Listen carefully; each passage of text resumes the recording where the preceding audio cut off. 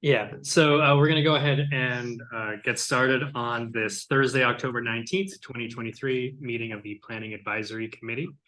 And so we're going to start out with introductions and then move into some administrative business. So I'll start and then we'll go clockwise. So I'm Scott Orr. I'm the Assistant Director at Permit Sonoma with the county. Jessica Jones, Deputy Director for the City of Santa Rosa. Noah House, Community Development Director, City of Kentucky. Will Lyons, Long Range Planning with unincorporated Sonoma County. Sheila Walsky, City Planner with City of Santa Rosa. Ellen McDowell, Senior Planner with City of Guilford. Dana Trey with SCTA. I'm BC Caps with Regional Climate Protection Authority. And I'm Tanya Dara with SCTA RCPA. And I'm Jennifer Gates, with the City of Sonoma Community Development Director. Elliot Pickett, Associate Planner with City of Runner Park. Amy Nicholson, Supervising Planner for the City of Santa Rosa. Chris Barney with SCTA. And then on Zoom, why don't we do Emily, Adam, and then Taylor? Hi, I'm Emily Betts. I'm the Planning Manager for SMART. Adam Garcia, Data Analyst with SCTA, RCPA. Hi everyone, Taylor McAdam with Fair and Peers. I'll be presenting on the countywide ATP. Great, thank you, and welcome to the new faces today. So the first order of business is going to be election of officers, including potentially a new chair and vice chair. So I'm not sure if anyone would like to throw out their own name or a nomination. I can think of one person that I'd like to nominate if they don't want to nominate themselves. Scott, before you get into it, do you want me to talk a little bit about what is involved in being the chair? I think it would be good for people to know that it's not as much work as it sounds. Yeah. And we'll throw you on that. Yeah. So the chairs basically helps run the meeting. We have 6 planning advisory meetings each year. And then we've been meeting basically 3 to 4 weeks ahead of each meeting just to talk about potential agenda topics. And then SCTA staff assembles the agendas and materials and helps line up presentations and everything. So it's basically running the meetings, providing input and feedback on agenda items. So yeah, it's really not too bad. Yeah. So I had indicated about 4 years ago when I first came on with City of Kentucky, I think I was passed over because of my newness. And so I'm willing to step into that role if everyone chooses to appoint me or elect me or whatever that process would be. I'll second. So I don't know if anybody knows this, but whoever seconds the motion for the chair has to be the vice chair. Okay, so we'll proceed with vote of that. So every jurisdiction could just give an aye to that. Aye. Aye. Congratulations. I'll let you serve out your term. I was going to ask if you'd like me to continue today, and okay. So would anyone like to nominate themselves or someone else for vice chair? Which is essentially the same amount of work. And then you just hope that the chair doesn't take a job in Fairfax or anything like that. And that never happened. That never happens.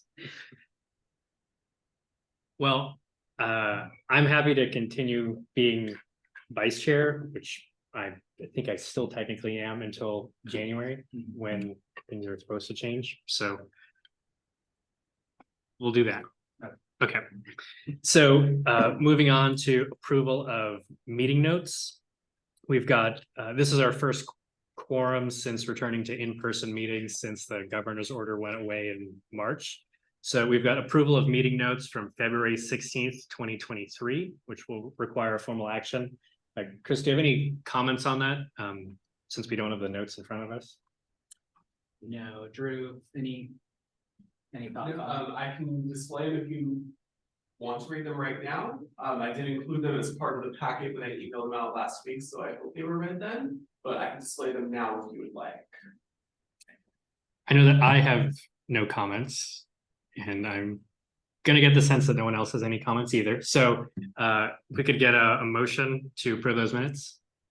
Move to approve, City of Kentucky.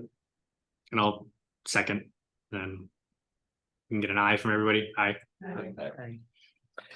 And then, so we are going to do the adoption of the agenda, so that is just formally doing what we have already started, so if we can get a motion and a second on that. Move to approve the agenda. Second, then. Aye. And then the last time we met, we had a committee of the whole, which was, we didn't have enough people in person to have a formal meeting. So that was the August 17th, 2023 meeting. And are we approving those minutes as well, or are we calling them notes because it was not a formal meeting? We're calling them notes since it wasn't a formal meeting, it was just more of a quick record of what took place, but not formal.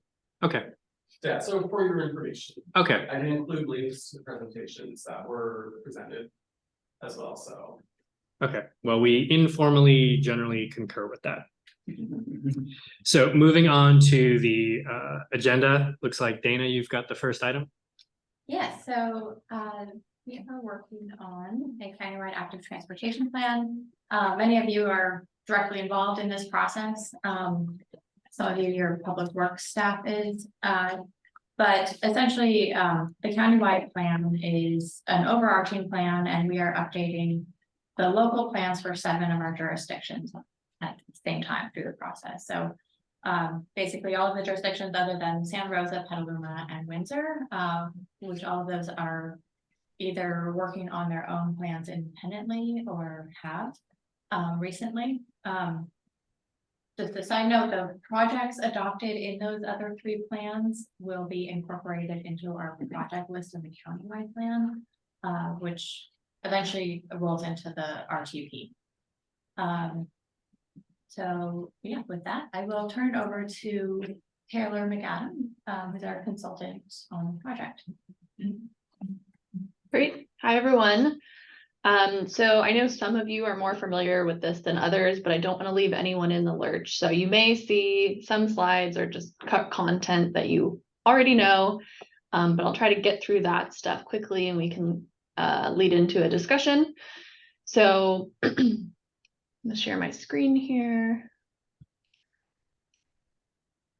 Okay, still can see you. Okay, so I just wanted to, clarify what is an ATP and kind of why have it. Dana just mentioned a little bit about that, but then we'll talk about our scope and approach, the vision, goals, kind of this group's role, and then the schedule and some initial work that we've done. So an ATP in the past, this has been called a countywide bicycle pedestrian plan, or they've been separate bicycle and pedestrian plans. And this update, we are calling it an active transportation plan to be kind of more holistic and inclusive in the modes that are included. So yes, it includes walking and biking, but it also includes kind of any human powered mode of travel, even if that is e-assist via a scooter or a mobility device. There is still generally kind of that human element of it, and they're not using the main travel way, vehicle travel way in most cases. So more modes, and the purpose is really both to support the planning of infrastructure projects and what was that?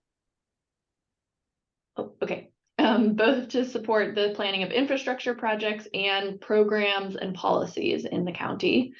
And this, of course, gives us an opportunity to improve the experience of using these modes in the county and to prioritize investments in the county.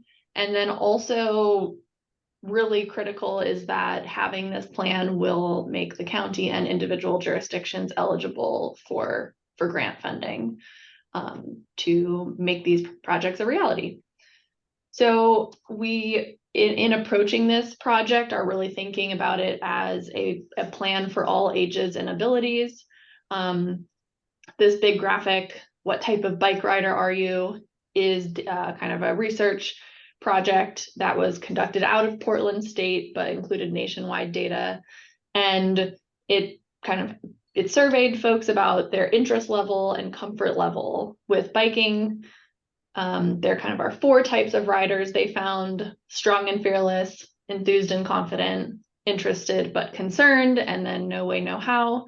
And the biggest bucket is the interested but concerned. You know, Sonoma's population, the numbers might be slightly different here than here, but by and large, the study has actually been replicated in other parts of the country, and it's always pretty similar to this. And this plan is really focused on this interested but concerned population. We know we're going to hear from the strong and fearless and the enthused but confident in this plan, and the outcomes will work for them too. But we want our facilities to be low stress, connected, and that goes for biking. Something similar is true for pedestrians. The number that are interested but concerned is lower, but that is still a category. And so same thing with pedestrian facilities. We don't want it to be a task to take a walk within the county or individual jurisdictions. And so we're really planning kind of a lower stress generally network as part of this plan. And that means, just to give some visuals of what will be included, we will look at both on-street bikeway design as well as off-street kind of multi-use paths for biking, walking, and all the other modes I mentioned. We definitely will think about kind of street crossings and intersections. These are often where the network breaks down. We will also incorporate kind of micro-mobility and emerging technologies. One of our team members is Professor Kevin Fang at Sonoma State, who is a specialist in this topic. We wanted to think about quick build projects. Great that this project, makes you eligible for funding down the line to build out kind of fully baked projects, but in the near term, some projects we can really benefit from doing a paint and plastic and kind of more bare bones version of a project, and you can still get a lot of the safety and mobility benefits. So where can we do kind of simpler versions quickly? And then lastly is there's a lot of amenities that support kind of the main infrastructure, and that's things like shade structures, street trees, trash cans, benches, bike parking, and so all of those will also be part of this plan. Not in a detail, like we're not going to identify locations for these things, but we will address them through policies, programs, and whatnot. And then just kind of getting back to that all ages and abilities, low stress. So this is kind of what we think of as our classic bicycle facility toolbox. And these facilities that are in this dotted section are really the focus of this plan, because these are lower stress facilities and frankly where we really need to invest as a county. And so these are separated, like physically separated or paint separated buffered lanes. They're bicycle boulevards, which are just low traffic streets with paint and signage, and then off street class 1 paths. That doesn't mean there might not still be a few appropriate locations for these other types of treatments, class 2 and class 3, but that will not be the majority of our recommendations. And then pedestrian facilities toolbox, in addition to kind of the crosswalk and sidewalk, the main event, we also have, again, kind of supporting tools that can make it a much safer and kind of more comfortable experience. So flashing beacons, different types of those, as well as leading pedestrian intervals or other signalization changes, and kind of at the intersection curb extensions or median refuges. The plan also includes kind of significant community engagement. So there's going to be 3 stages. The first is underway right now this is kind of just the broad input phase. We're asking people about their current experience, what they would like to be able to do that they can't or don't feel comfortable doing today. And so this is at least one in-person pop-up event in each of the 7 jurisdictions we're working in, as well as we've done some in unincorporated county, and a handful of like bike rides in cities if folks have asked for that, we'll join a bike ride with them. And then we visited a committee, planning commission, bicycle pedestrian committee, or city council in each of the 7 jurisdictions. In future rounds, we plan to have a kind of project specific community meeting, in addition to pop-up events. And helping us with community engagement, we have 4 community-based organization partners within the county. The Sonoma County Bicycle Coalition and Safe Routes to School is one. Another is Latino Service Providers, based in Santa Rosa. Third is Community Action Partnership, which kind of serves a variety of functions throughout the county. And then the last is Burbank Housing. Once we do identify a project list and program list, we also we will identify funding sources specifically kind of for that project. And that will hopefully enable this to be a much more implementable plan. The scope of work, I'm not going to spend too much time here, but in addition to kind of our first task was establishing a foundation, really collecting the data for the underlying data, which was in, kind of different states of accuracy around the county, but Adam helped with that, thank you. And then we've started on some technical analysis, which I'll share a bit about. Engagement and coordination, I mentioned, the project program list, funding and implementation, and then we'll have our draft plans. And these say 1, 2, 3, 4, 5, 6, 7, but they aren't exactly chronological. There's a lot of overlapping, so technical analysis doesn't end. And then we go into engagement. We will still go back and revise kind of our understanding of the foundation and technical work after we've talked to you folks and kind of community members. This is just an anticipated outline for the plan. You can come back and look at this if you want to. But one thing I did want to just briefly provide as a slide is our current draft vision and goals. And these are at the countywide level, and individual jurisdictions may request kind of slight alterations to this as part of their individual plans, but I'll just give you a second to read this.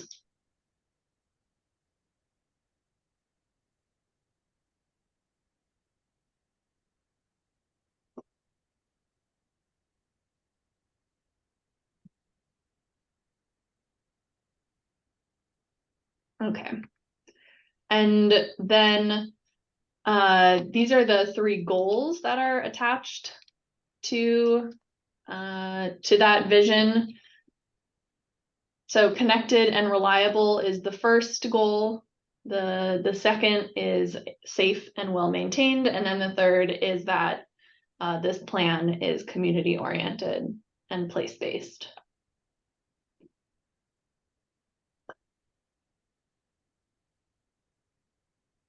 And again, these are draft, so we're hoping to kind of finalize these by the end of this calendar year.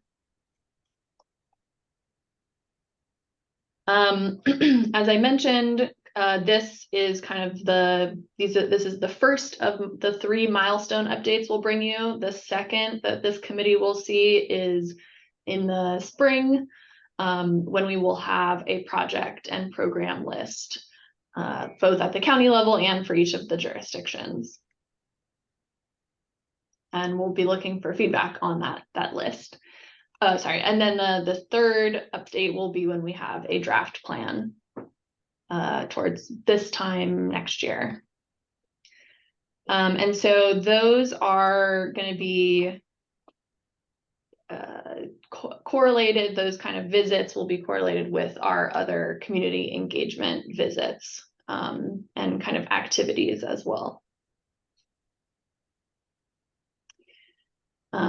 Just to give you a more visual version of that schedule. So yeah, we're in October, kind of right at the beginning of all of our public engagement. I think this weekend will be in Healdsburg and Sonoma.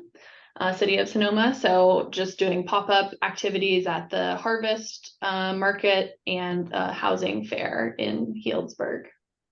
As well as the Sonoma County Bicycle Coalition is having a summit, and we'll be there as well.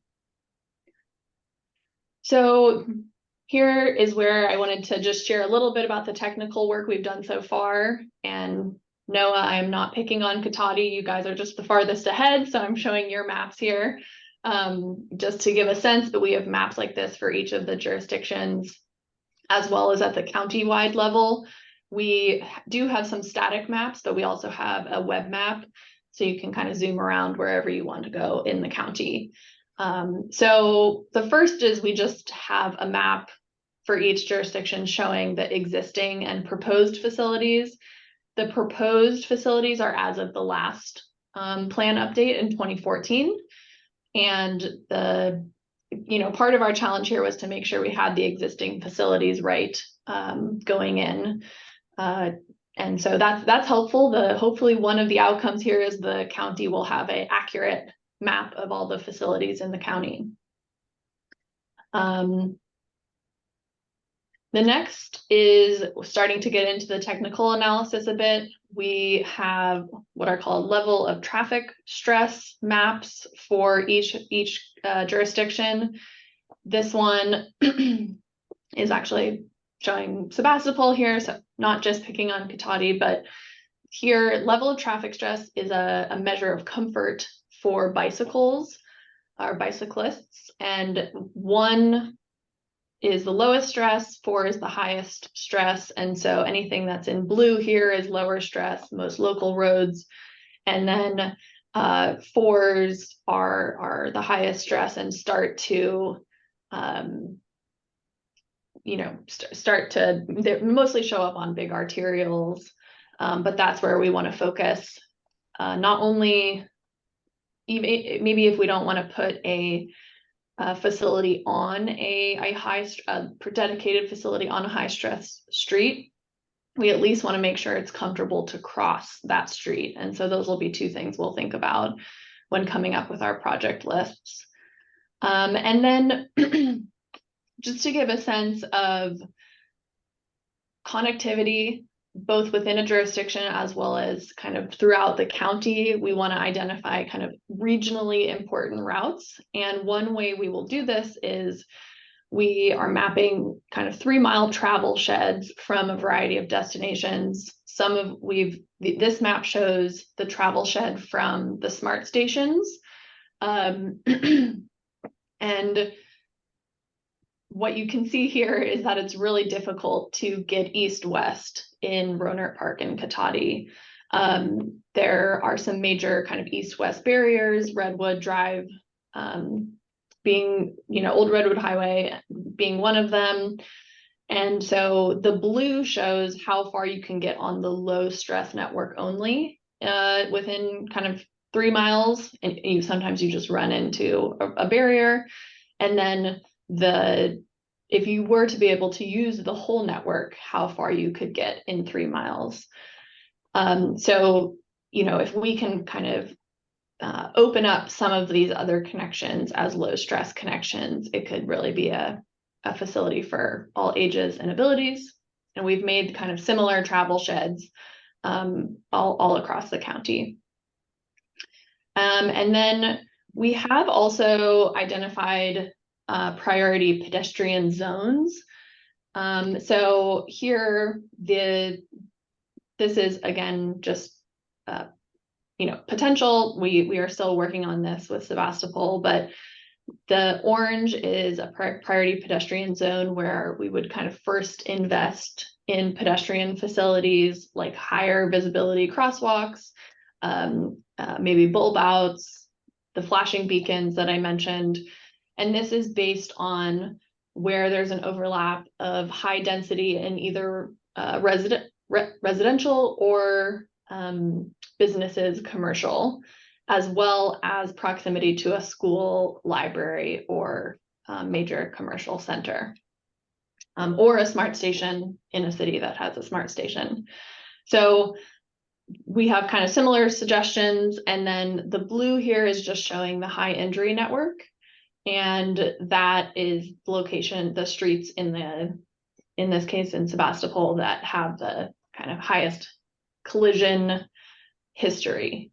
So definitely within the priority pedestrian zone, focusing on those streets first. So those are just kind of a quick intro to some of the technical analyses that we have available, and to kind of jumpstart community conversations and conversations with our jurisdiction staff partners when we are thinking about our project lists. And then lastly, in addition to all these kind of in-person and committee meetings, we do have a project website that has an interactive map survey. The project website is listed here. There's also a QR code available. And I know we've kind of sent out an promotional blast to kind of a bunch of our partners who are putting it in their community newsletters and whatnot. But these are the types of questions that we ask on the website and in the survey. So with that, I'm available for questions or comments. So why don't we do any questions from the room first? I've got a question. And Taylor, you mentioned the term travel shed. What does that actually mean? It means basically how far this is a map of how far you can get in a certain amount of time. And here we've actually picked kind of three miles. And it's not as the crow flies, it's along the network. And within the blue, you're not actually often going 3 miles, but you're going as far as you can in any direction on the low stress network. And so a shed is just kind of the distance you can cover and sometimes you could pick a travel time instead of a distance, but 3 miles is how far you can get in like typically a 15-minute bike ride, which is how far many people are willing to go. Thank you. Mm-hmm. Any other questions from the room? No. Any Zoom questions? And I can see a little red icon in chat, but I'm not sure if there's a question in there either.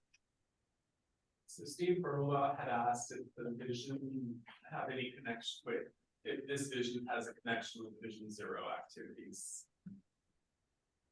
Yeah, maybe Dana, I don't know if you want to take that one. Yeah, sure. So the vision statement and goals are really drawn from our comprehensive transportation plan, which does include it does include Vision Zero elements in it. So I would say yes, and particularly, I think there's a particular statement in there under safe and well-maintained, which is the description of that includes employ Vision Zero and safety plan policies and strategies to advance the school. Sure. And we are using the Vision Zero action plan and dashboard to inform the technical analysis in the study. And then any other Zoom questions for Taylor or Dana or anybody?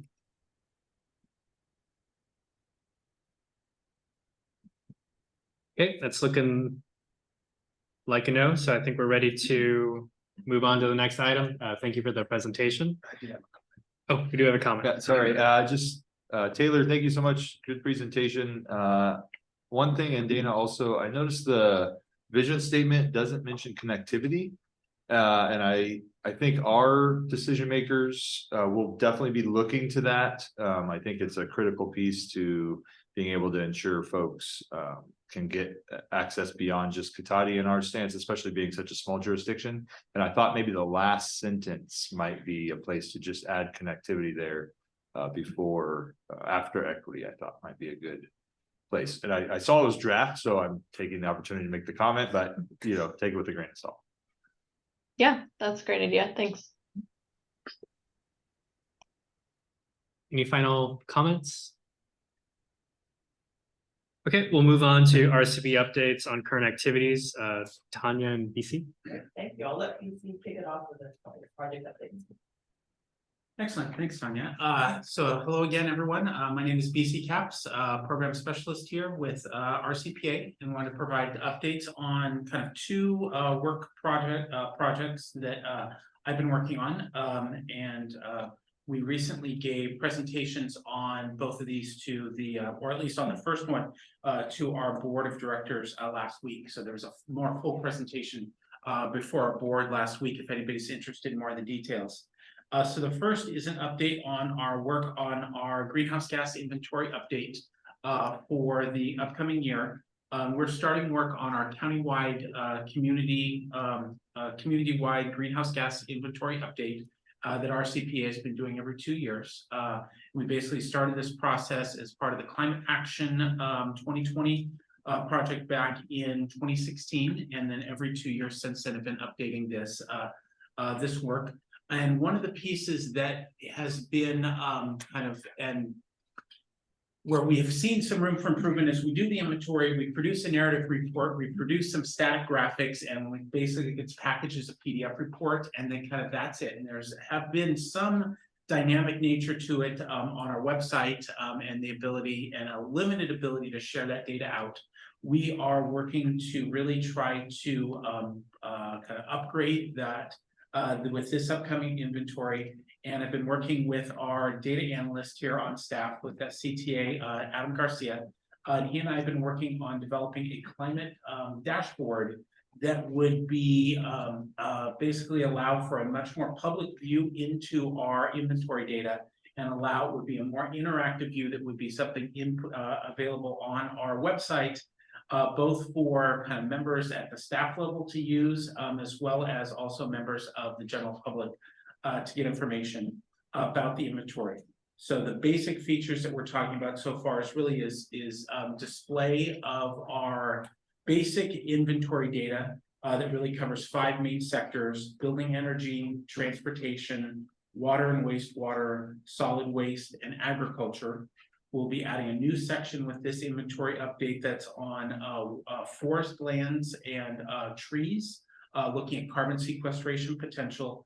And then we're going to be using that kind of all of that information and presenting it as part of an online dashboard, which will allow for some additional kind of filters and slicers, and the ability for one to basically dial in and say, hey, I'm interested in greenhouse gas emissions in the city of Sebastopol between 1990 and 2010, and put some graphs and be able to kind of do that kind of a little bit more of a dynamic view into the data. So Adam and I are kind of working on that right now. There's a couple of other just really brief pieces to it. It'll be, we're starting, our first draft will be basically based around our existing inventory data. The second kind of cut of that will then be looking at other inventories that have been done by other jurisdictions, kind of independent of our Santa Rosa has been kind of historically has done their own greenhouse gas inventory. The county has recently completed a municipal inventory, and several of the other jurisdictions also have kind of been doing either community-wide or municipal inventory. So we're hoping to really gather that data together and make this as a platform that we can use to share all of that information in some form or another. We've been working with a small working group with some staff representatives from a number of the jurisdictions, and are hoping to have a first prototype that we're going to be able to share internally, hopefully within the next few weeks.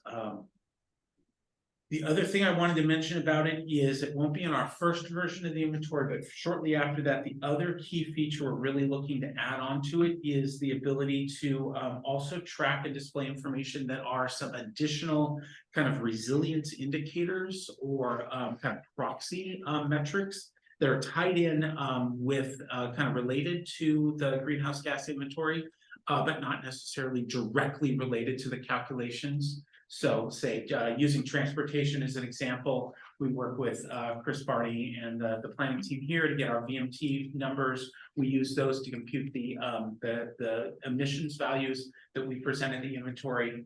But alongside that, we're looking to present things like, say, numbers of gallons of gasoline sold in the county, how that has changed over the years. What are some of my other, so it's thinking about some of those other secondary indicators that we can use, both directly related to kind of the activity areas, but also related to things around, say, like social equity and more kind of disadvantaged communities and things like that, to be able to kind of show, even though they're may not be directly related to the calculations, I think they'll help improve that narrative as to really kind of looking at what's our current conditions around kind of GHG emissions, and what are the areas that are primed for opportunity to reduce those emissions, and then what are some of our key actions that we can take. So I think that's just kind of wanted to provide that update here. Anybody who's interested in the kind of the nuts and bolts really is encouraged to get in touch with either Adam or I directly. And then also I mentioned that we gave a presentation to our board a week ago that I think has a little bit more depth here than this. So I have one other update, but before I do, I want to see if there's any just kind of quick comments on kind of the dashboard, that inventory dashboard. So the resilience indicators that you mentioned, such as gallons of gas sold, things like that. Yeah. This first cut will be the baseline. There hasn't previously been any of this information. No. And one of the things that we're hoping to do is for our indicators, we're hoping to highlight, and we're going to use, is we're hoping to, as much as possible, we're hoping to use open data that is maintained and updated by a different source, an outside source, and that we then can link this software to basically potentially do automated updates. If we know that the state updates a certain table of data on an annual basis, we can point the software to really go and say, anytime there's an update on that site, bring it in automatically and it'll update our graphs. So we'll be able to see, hopefully, some optimization based upon kind of that bringing in that data. So. It's the last detail I didn't mention in this, but kind of from a technical point of view, we're going to use the software that's called Power BI. It's available from Microsoft.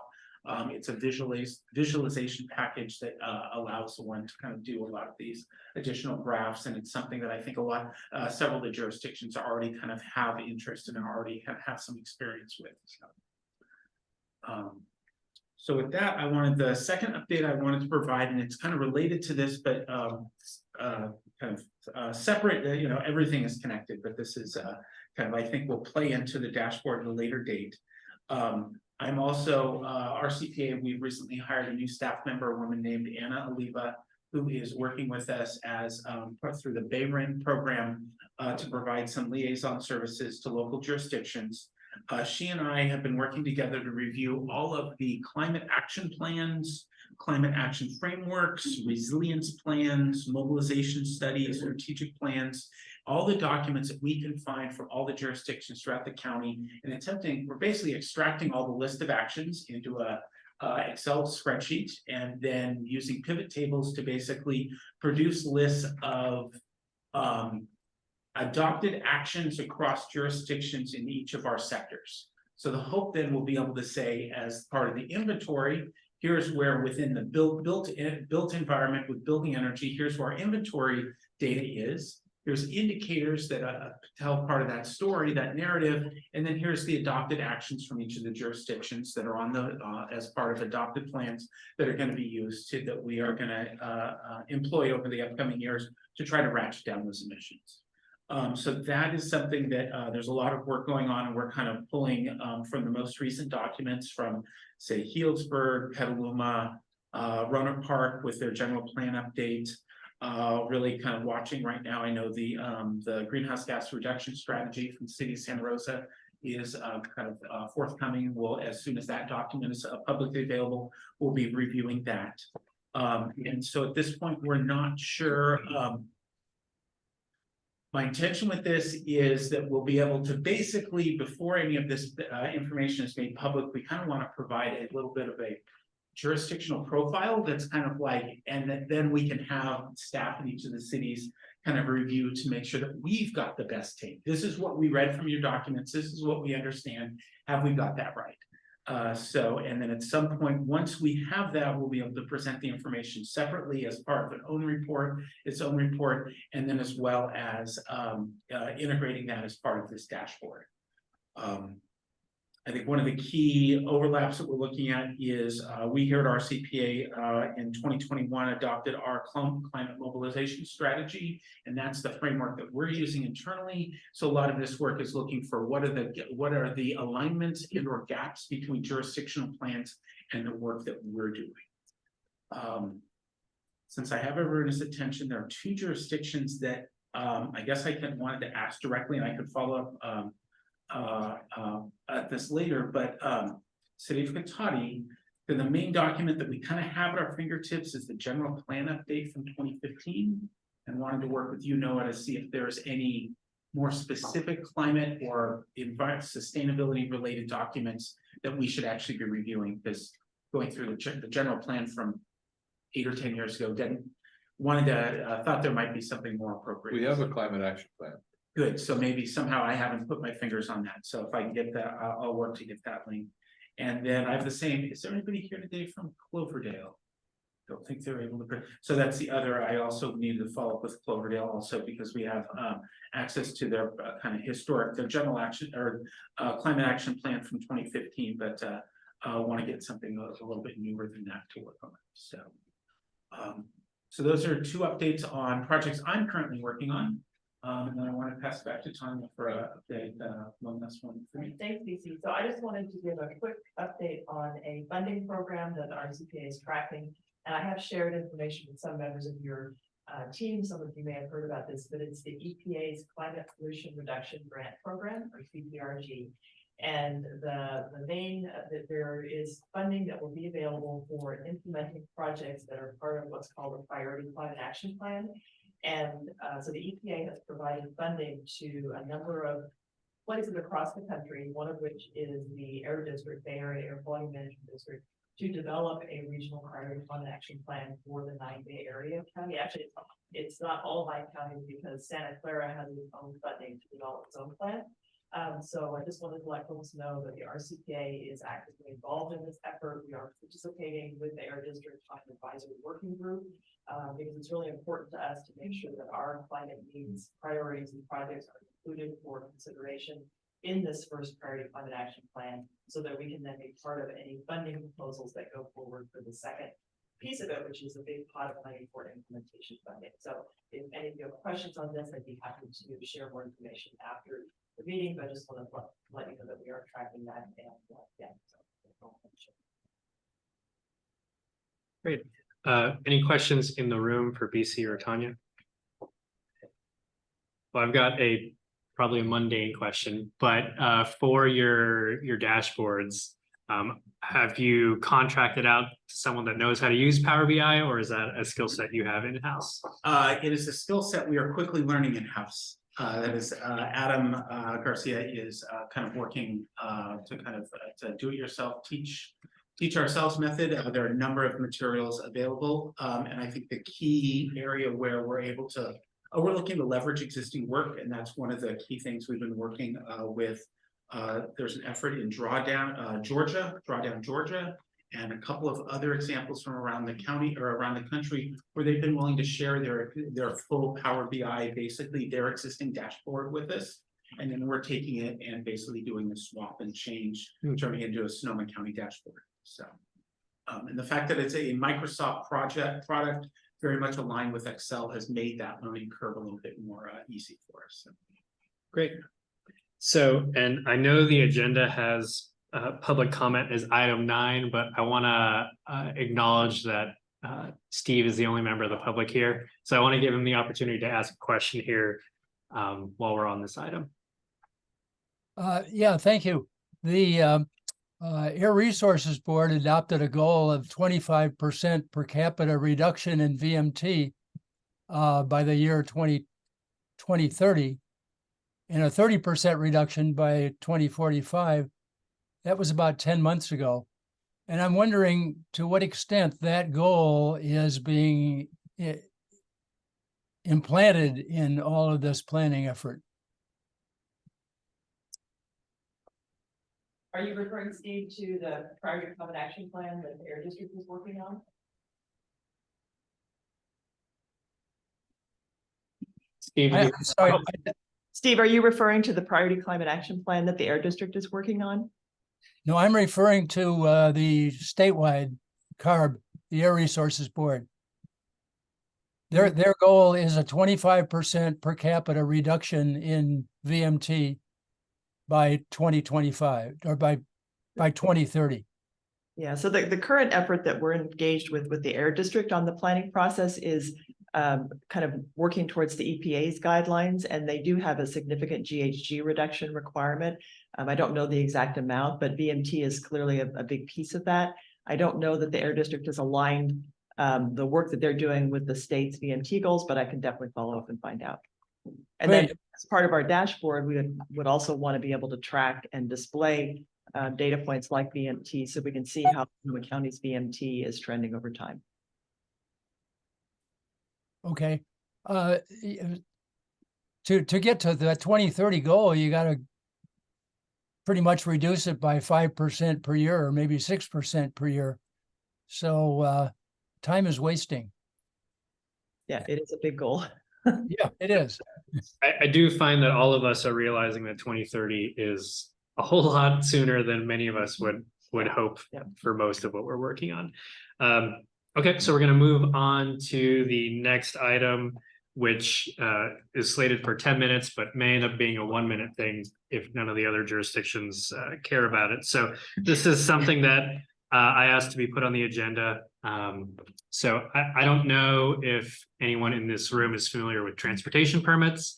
You know, it's basically a subset of encroachment permit where, you know, the easiest example is, you know, there's a wind turbine blade that needs to, you know, be transported, and a permit is necessary because there's a pilot vehicle, things like that. And on the county side, this is housed under our engineering wing, but it is kind of a, you know, a regional thing. And so I wanted to see if any of the other jurisdictions have, you know, go through this process, or if it's mostly just, you know, something that the county deals with. But my understanding is every jurisdiction that one of these things goes through needs to get, you know, a permit. And, you know, just thinking regionally, it'd be great to have more of a regional approach to someone that needs to transport something through multiple jurisdictions in an area. So I just wanted to throw that out as a possible discussion topic if anyone had any thoughts about it. And I realized that, you know, we are planning focus here and maybe not a lot of public works engineering hats. So that may be the entire discussion, unless anyone else has anything to say. I think it's a good idea, but it'd be public works for our jurisdiction. Okay. Ours too. Okay, public works. How about Santa Rosa? Yeah, I wasn't aware that it was a thing, but yes, not planning. Okay. Public works. All right. Caltrans though be involved. They may, but they often you know, make the local jurisdictions do all the work through delegated authority. So I will follow up with everybody's public works division. Scott, this is Carrie from Sebastopol. So it is our engineering department. However, because if it involves a construction project that's within our jurisdiction, then it does start to fall with building planning a little bit as well in terms of conditions of approval, or like we have a large project on Bodega right now. And because Bodega is such a heavily traveled road between, you know, Highway 12 all the way out to the coast, you know, we basically told them, you know, it kind of falls under the road closure and the ability to close a road and some discretion in that. And that's where it does involve planning and building a little bit more. So I'm happy to talk to you about that offline though. Okay. Great. And I know we've had some questions about that from whether if it's off haul or something like that, where it's a wider road, and yeah, it's a encroachment permit of some sort or a road closure, and then it falls under the development review. Great. Well, just hearing that from Sebastopol, this was completely worth my time. So thank you all for the indulgence. So we're gonna move on to an update on the Sonoma County travel model. It's gonna be Adam. All right. Hello, everyone. I think we've got a slideshow coming up. So I wanted to give an overview today of the Sonoma County travel demand model. Go through a few different items, just where we're at right now with the model, some near and long-term improvements. Try to get a better understanding of, what we actually use the model for, and then some immediate next steps. So this is going to be kicking off a series of presentations at PAC where we're really trying to transition to a more improved and accurate, reliable transportation modeling system. So next slide. So in terms of where we're at right now, we just wanted to give an overview of what the actual travel model is, what type of model it is we're using right now. We've got a handful of scenarios that we use, and then just a few of the nuts and bolts around the technical implementation. So essentially, the model is really taking two elements. We're looking at the land uses of an area and the information associated with that, the type of land use, the people living there, the number of jobs, and then match that with the existing road network and the transportation network. And that's in order to just be able to make the goal of the model is to be able to make more accurate and reliable traffic estimates, essentially when we're reviewing large development projects, specific plan areas, general plan updates, to be able to know, where are we at right now, and with these changes that a plan or a policy might allow, then how would that impact the transportation network? So that's really the heart of what the model does. Next slide. So here we see just some of the basics of the land use categories. And Chris, maybe correct me if I'm wrong. I didn't get a chance to read your email, but I think hospitals might be included in the land use categories also. Yeah, that's correct. They've been lumped in the institutional category in the past, but we've been able to break them out since they operate a little differently than a lot of other institutional uses. Great, thank you. And so, yeah, the more recent update that we had was adding and distinguishing the accessory dwelling unit category. And then the networks are very basic, kind of your road network and then your transit network. And recognizing that the road network can include, say, class 1 bicycle facilities on that as well, but we'll get into some of the limitations of actually modeling those bicycle trips. Next slide. So here's essentially how the model works, and we talked about the scenarios briefly. So we wanted to look at what are the existing conditions, the best data that we know of that really describes the land uses, their capacities, what type of development is on the land. And then we have two scenarios that we look at. One is required to be consistent with Plan Bay Area, the sustainable community strategy. So we get a lot of great deal of our funding from MTC. And so this is one of the requirements, is to have that consistent modeling output for the county that matches the regional modeling efforts. So that's the first one. The second one is a general plan build out. And that's really trying to look at if we were to, as it says, build out the capacities of the existing general plan, but recognizing there are ratios to that maximum development for roads, infrastructure, utilities, but that kind of gives us our general plan build out scenario. So once we have developed those, there's a process, and it should be kind of cyclical in this case, where we do have to validate the data with real world traffic counts. We look at what the model shows us, does that match what the real world is telling us? And then going back and making tweaks in the model to be able to make sure that we're accurately predicting where development and travel patterns are happening. So from this model, then we get a whole range of different metrics that we can use to evaluate these plans, projects, policies, to be able to understand and say, well, if we implement, this new road connection, how would that improve the network connectivity? I think that was one we were looking recently for a Santa Rosa general plan update. But there's a lot of great data in there, and I think you can see in the in one of the attachments as well, kind of a more detailed list of those metrics. And I should also say, please go ahead and stop me at any point too, if you have a question. Thanks, Drew. Next slide. So here's the nuts and bolts, what we're looking at. We use something called Cube as our modeling software.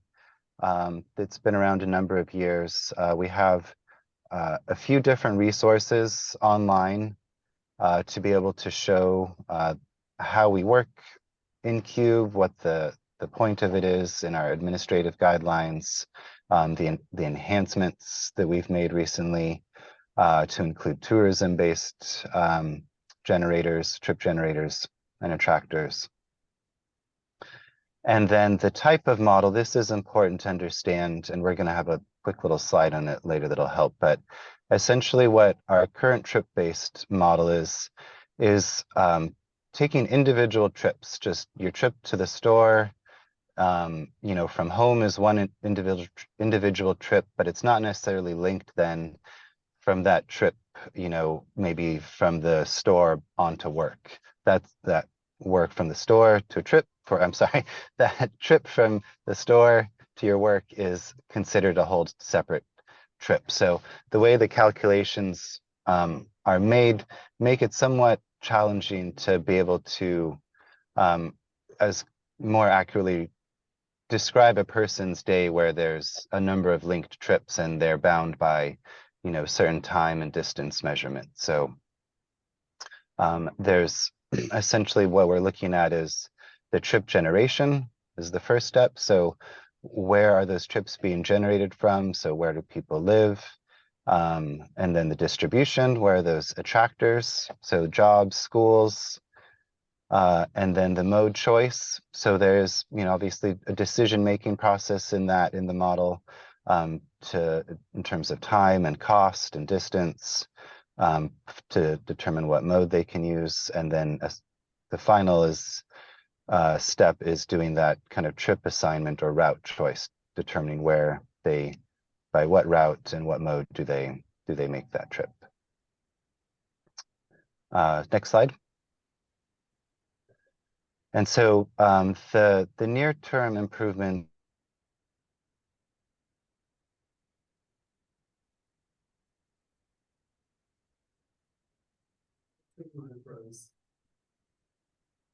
Adam, I think we lost you there for a minute.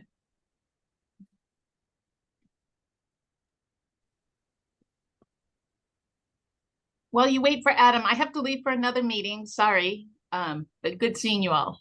Hi, Ada. Hi, Ada.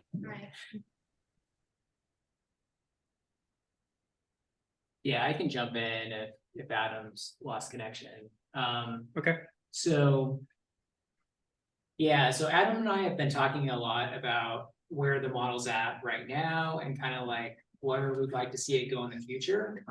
And so as part of that, we'd like to get feedback from all of you about the long-term plans, right? Like there's certain things that we use the model for, like analyzing scenarios and travel conditions as part of our comprehensive transportation planning process and looking at effectiveness of different projects. But we know the model's used for a lot of other things, right? Like analyzing VMT, impacts for general plans and different projects. So we want to make sure, I think Jeff, before he moved to a job down south, requested that we start talking about this. So as Adam mentioned previously, this is kind of the kickoff, just talking about where things are at now, but we'd also like to have some discussions about the philosophy of the model, right? How often should we update it? What should we focus on? talk about the different scenarios. So Adam touched on that as well, looking at what's on the ground now and then our different forecasts, how that all plays out. And then looking at, major model improvements. So our model is pretty, so our colleagues at MTC are calling it a classic model at this point. So the approach is getting a little dated. So we'd like to move to a more not even state of art, but state of practice modeling system. So we want to have a presentation and a discussion about what that means, right? Like what benefits we'll get, how that'll change, how responsive we'll be able to be with modeling outputs and things like that.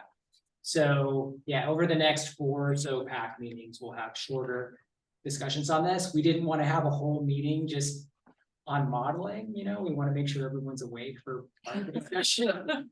So yeah, we wanted to kind of break it up into bite-sized chunks. So on the near-term improvements, a number of things that Adam's working on are, right now, our forecast is a 2040 forecast. So MTC has a 2050 set of forecasts that we need to be consistent with. So that's kind of on the short range improvement list.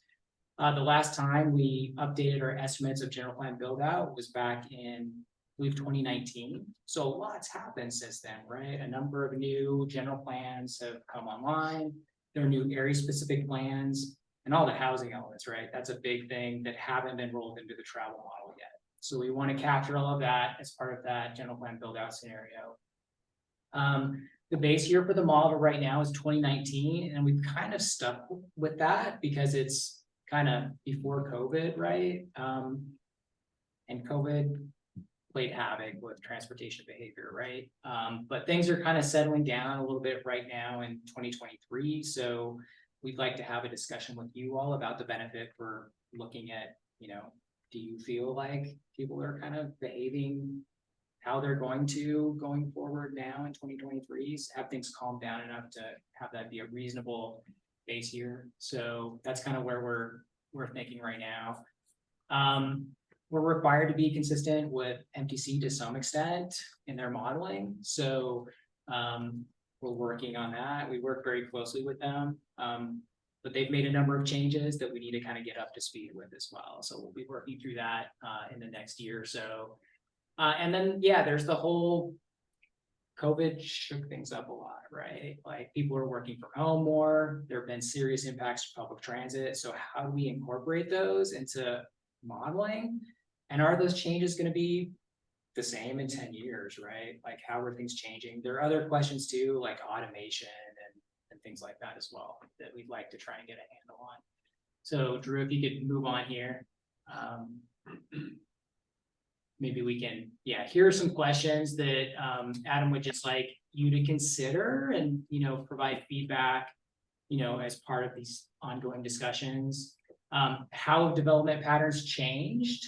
Has a lot happened since 2019?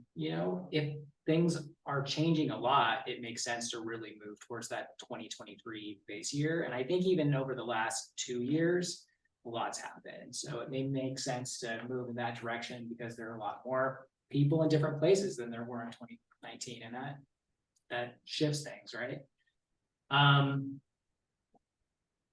So we do have this requirement to have a scenario that's consistent with a sustainable community strategy and Plan Bay Area. So that's primarily a requirement for our comprehensive transportation planning efforts.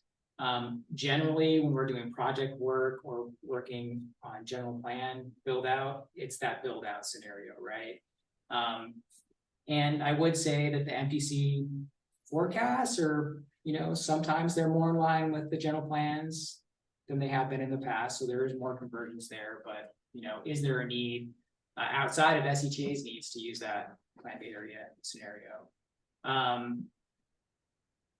And what are some low hanging fruit, simple updates that we could do? So Adam will be coming back with some of those that we'll be picking away at kind of in the near term. So let's, and this is, just getting back to that other question, what significant changes have happened since 2019? So we're seeing a lot of building going on all over the county, right?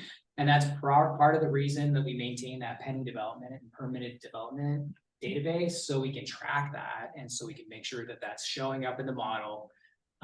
And so that when there are questions about the forecast, we can say, yeah, that's in the model, right?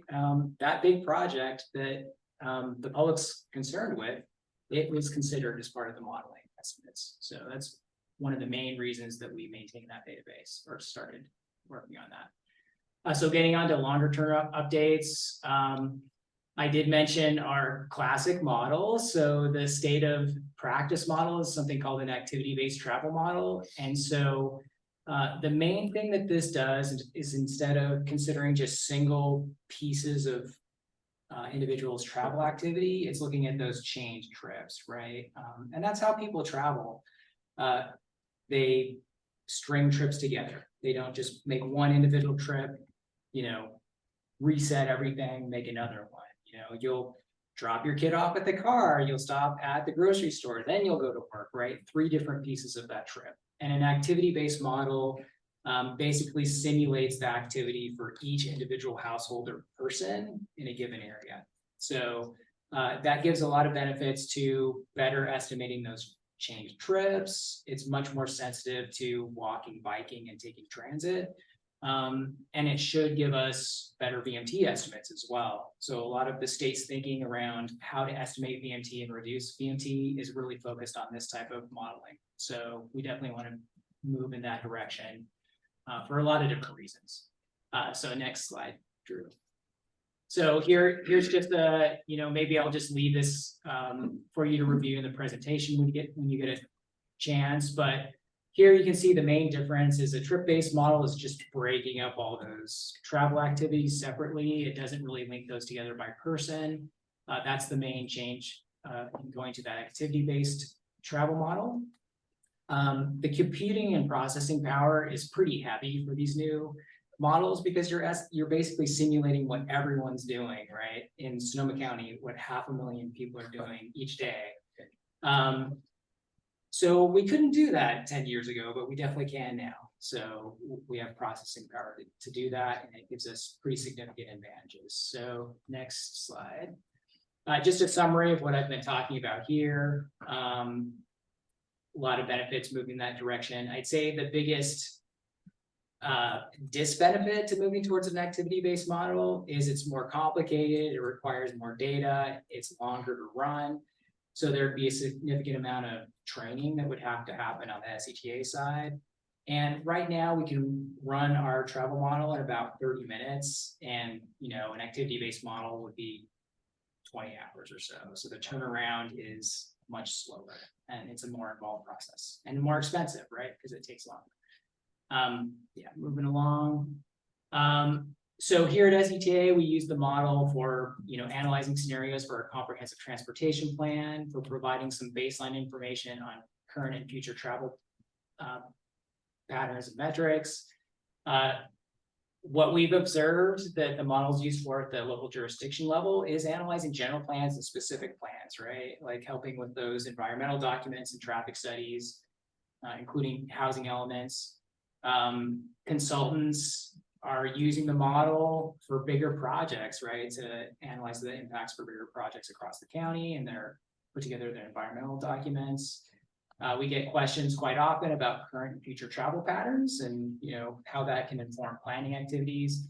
And then a new one is VMT, right? Like this is a big consumer of model data and effort. So next slide, please. Yeah.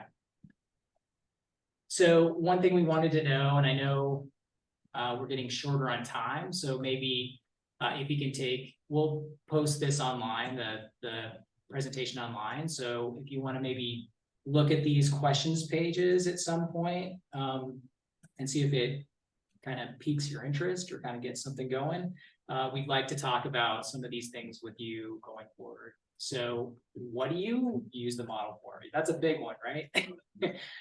We use it at SCTA, but we also maintain it for all of you for your uses at the local jurisdiction level. Wish list, what do you wish it would do?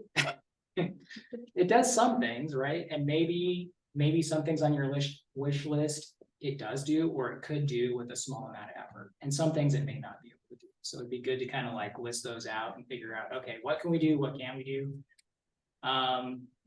There are a lot of emerging tools that fill needs that we maybe leaned on the travel model previously for, right? Like there's a lot of these big data sources that are using mobile source data that can give us a lot of the similar types of information that fill those gaps that we don't, we may not need to use the model for a lot of these things. And so next steps, the next discussion we'd like to have at the PAC is to review kind of the philosophical document around the model. So we have, it's about a 15-page document that just kind of goes through how often we update the model, why we have it, what the priorities for the modeling program are. So we'd like to have an updated version for you to take a look at by December and just get feedback and, make sure that that's in line with your needs and priorities. In February, we'd like to come back with a more detailed discussion about those scenarios, right? The base year, talk about 2023 versus 2019, but also talk about, the SES and general plan build out, the differences, right? The actual numbers, and then benefits and negatives to each of those scenarios. And then we're also working with Fair and Peers, who are our on-call model consultants, to develop a white paper on transition to that activity-based model. So what the benefits would be, costs, how long, and also drawbacks, right? We can run the model and get results out pretty quickly right now. And, what are some things that we may move in that direction? So, yeah, that's it. I'd be happy to field any questions. Adam's been getting up to speed. Oh, Adam's back. So, Sorry, phone overheated. Yeah. So yeah, Adam and myself both are happy to talk about the model and are looking forward to kind of this ongoing discussion. And that's what we're thinking over the next few months of kind of topics we would like to discuss with you all. So yeah, this is just kind of a primer, like just to get you thinking about, what our plans are, where things are at now, and, so we can kind of talk about some of those things going forward. In addition to, sending out the PowerPoint, I think it'd be valuable to have those questions just in a plain, boring Word document, just all in a big line. Yeah. I think that'll make it a little easier to potentially get some responses. Do we have any questions for Chris or Adam on this? I did have a question. So near term, long term, what are we thinking? Near term, like 2025, long term? I'll let Adam, do you want to weigh in on that? I can. I'll let you take that one. All right. So I think a lot of that, especially the scenario development, move into, a 2023 base year, that 2050 scenario updating general plan build out. That's something we'd like to prioritize for 2024, have done by 2025. So that's kind of near term. Longer term, that's that transition to the activity-based model. We really need consultant support to help us out with that. And so that's more looking towards 2026, kind of in that range, maybe kicking that process off end of next year, early 2025. So weren't to change the baseline and stick to the 2019 baseline. Obviously we've all just done housing elements, so that's a lot of change. So that would be one of my, so our city is actually just kicking off our general plan update. County's getting ready to do theirs. The model is kind of really key. Yeah. So I would like to see the housing element sites put in there. Yeah. Well, added to that, 2020 was our I think highest permit issuance year in our city. That's a long time, and adding all the construction we see around. I think changing the base year is critical. Yeah. Choosing when, to your question about when did we really settle back into something, I almost feel like it was recently. Yeah. Like since the start of the school year. Yeah. So I don't know how you could use that information as when, right? You know, how to establish a new baseline. Yeah, part of it's needing some data for validation too. When can we get data on traffic and transit ridership for 2023 that's pretty accurate? Yeah. You know, we can get recent stuff quicker now because of these big data sources, right? You know, the mobile source data, but we want to look at traffic counts too, right? And transit ridership to make sure the model's not giving us just oddball results.